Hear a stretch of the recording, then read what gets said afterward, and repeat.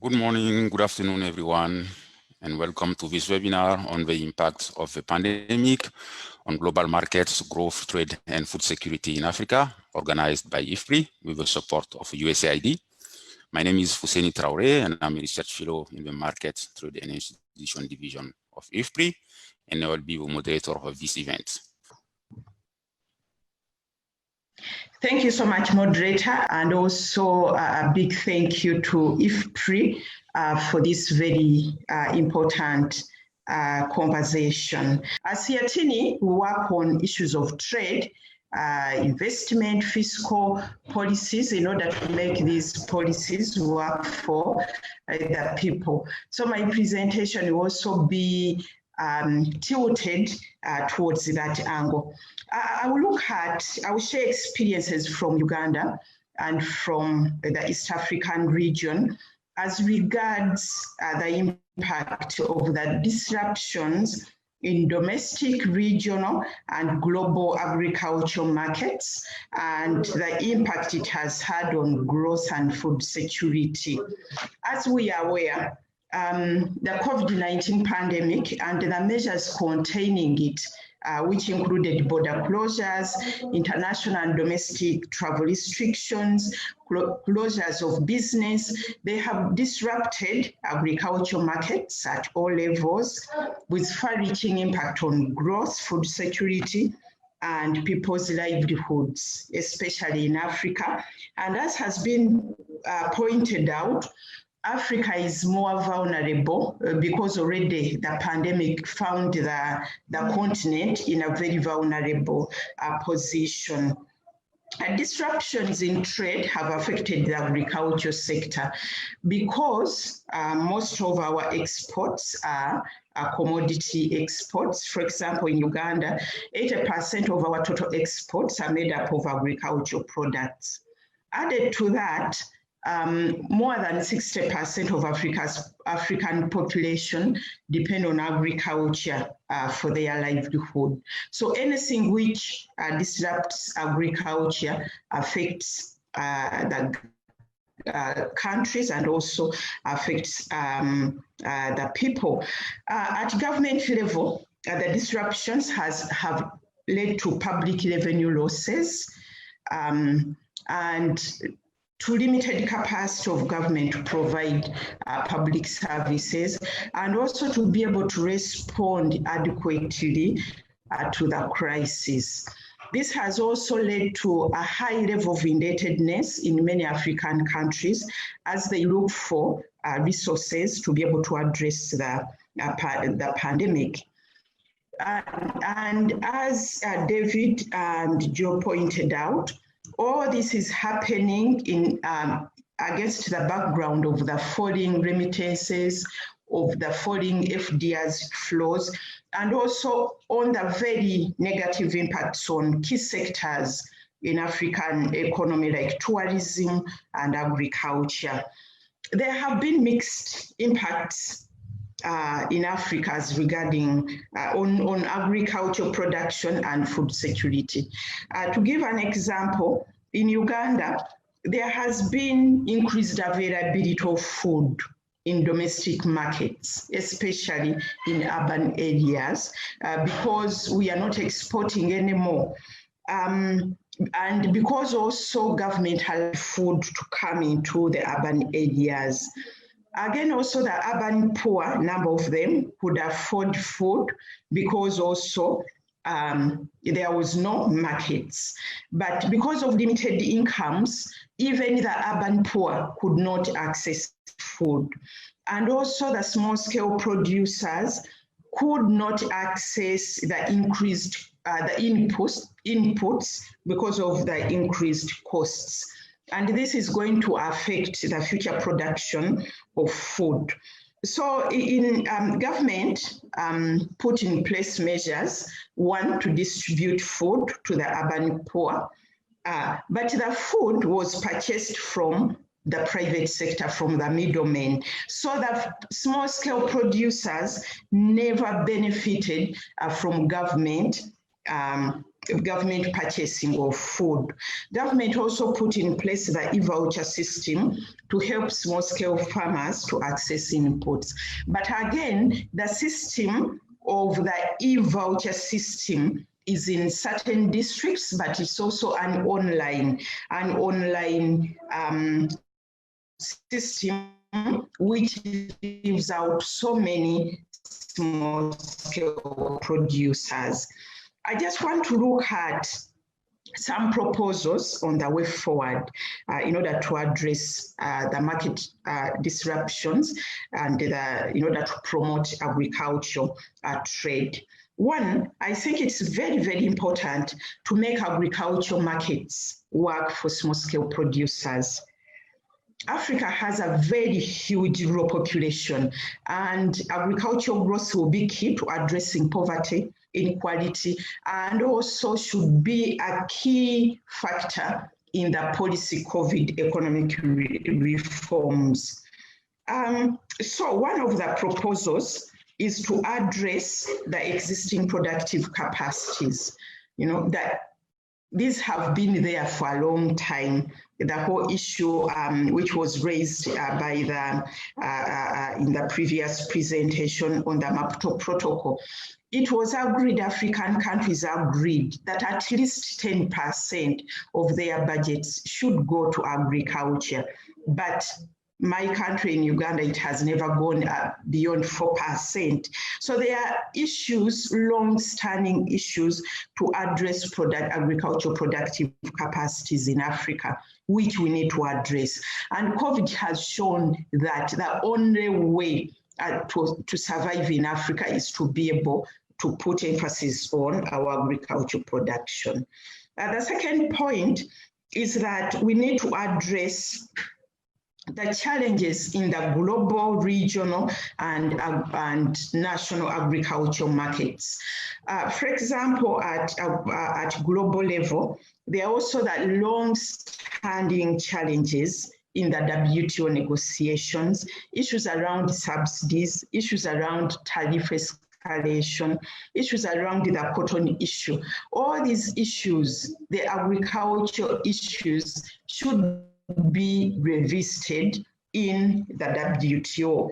At the regional level, I can give examples of border closures because, for example, in the East African region, even before the COVID, border closures due to COVID, there were already trade wars, border closures, and I think these are issues which have to be addressed because regional markets are important to stimulate agricultural production. Last, at the local level, again, we need to look at trade policies which lead to unfair competition on the domestic markets for small producers. Therefore, we need viable markets for domestic producers for them to be able to produce. Lastly, it's also important to discuss issues around the policy environment that will enable increased production and productivity. And these have to be holistic, they have to be interrelated. Policies regarding trade, investment, fiscal, all these issues have to be self-supporting and interrelated.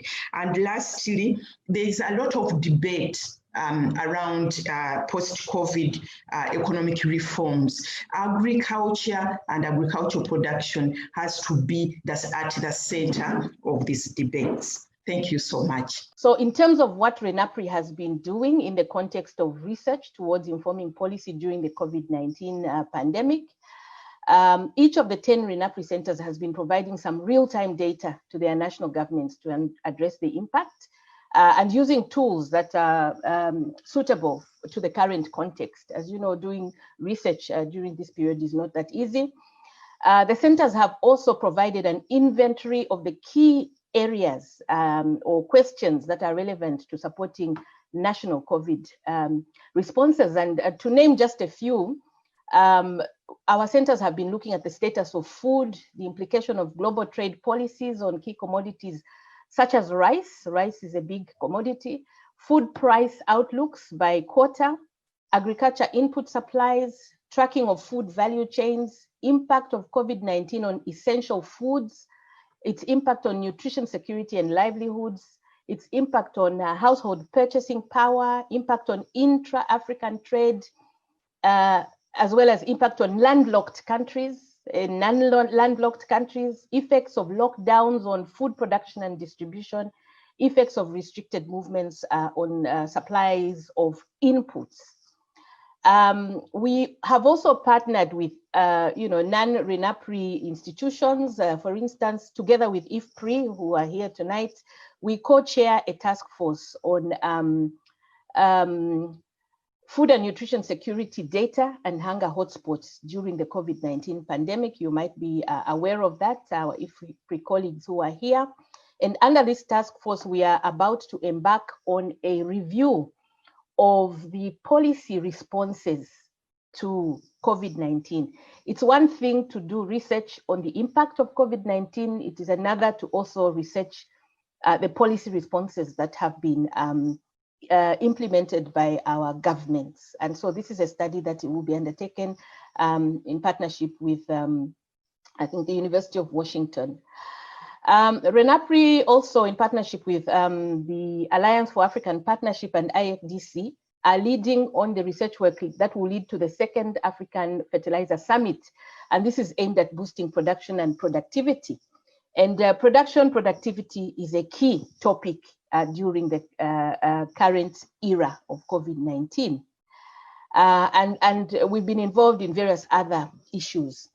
So some of the research findings point to the fact that border closures are restricting trade flows of food and related services. COVID-19 has disrupted regional and global trade and slowed demand for Africa's agriculture export products, placing jobs and livelihoods at risk. Food inflation is said to be higher than non-food. There is declining total national imports, and this has been noted in several member countries, including non-landlocked countries, such as our colleagues in Ghana. COVID-19 is transported by humans, and therefore transporters, cross-border transporters, have been noted to be sometimes carriers of this virus.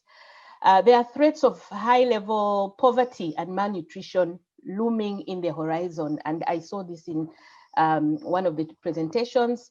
Inflation, currency exchange rates, rising food commodity prices, these are also evident in the findings. Increased transportation costs, that's a given. Low production due to supply side constraints, and these are coupled with the already existing challenges in fertilizer use, low extension services, and these are negatively affecting output, including not only quantity, but quality of food.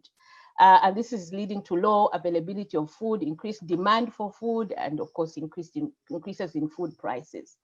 Reduced incomes due to reduced employment opportunities. All these resonating in David and Joe's presentation. So in just sort of wrapping up my intervention, I just wanted to say that high quality research, good data analytics will continue to play a critical role in guiding our national, regional, and continental level policy in Africa during the COVID-19 pandemic. And of course, for the purposes of this topic, research in issues relating to global trade and trade in Africa.